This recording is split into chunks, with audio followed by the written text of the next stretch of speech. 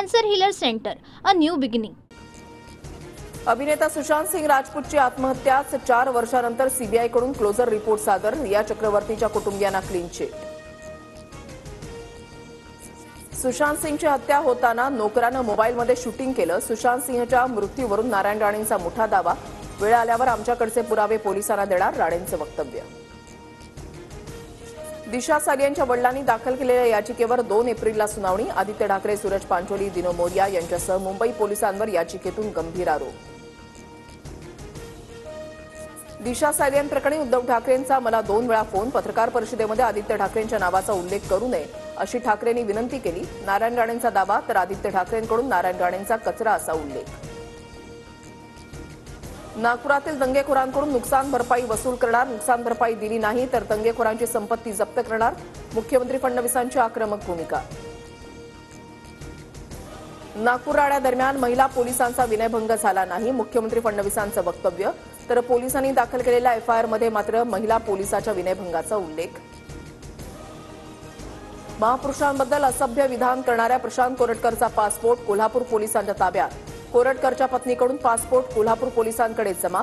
तसंच प्रशांत कोरटकरच्या विरोधात लुकआउट सर्क्युलरही जारी. जनता नव्हे तर पुढारी जातीयवादी स्वार्थासाठी जात निर्माण करतात, केंद्रीय मंत्री नितीन गडकरी यांचं वक्तव्य. तर जातीयवाद करणाऱ्या पुढाऱ्यांची यादी गडकरींकडून घ्या, नारायण राणेंची प्रतिक्रिया. दादा खिणकरच्या जीवाला बीड कारागृहात धोका. दादा खिणकरच्या पत्नीचे कारागृह अधीक्षकांना पत्र. देशमुख हत्या प्रकरणातील आरोपी याच कारागृहात असल्यामुळे सुरक्षा पुरवण्याची मागणी. वसईच्या नायगावमध्ये मराठीची गळचेपी करण्याचा प्रयत्न. सोसायटीच्या मेंटेनन्सची नोटीस मराठीमध्ये मागितल्यानंतर मराठीला गोळी मारा म्हणत महिलेला जातीवाचक शिवीगाळ. वसई पोलीस ठाण्यामध्ये गुन्हा दाखल.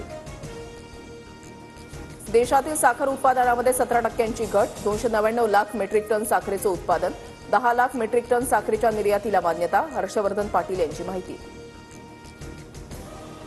मुंबईत मध्य आणि पश्चिम रेल्वेवर उद्या मेगा ब्लॉक. मध्य रेल्वे मार्गावर माटुंगा ते मुलुंड तर पश्चिम रेल्वे मार्गावर चर्चगेट ते मुंबई सेंट्रल ब्लॉक असणार.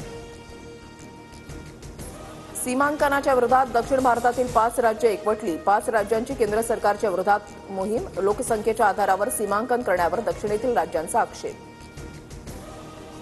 शेतकऱ्यांच्या लढ्याला यश. केंद्र सरकारनं कांद्यावरील 20% निर्यात शुल्क हटवलं. 1 एप्रिलपासून निर्णय लागू. सोमवारी कांद्याला काय भाव असणार याकडे शेतकऱ्यांचं लक्ष.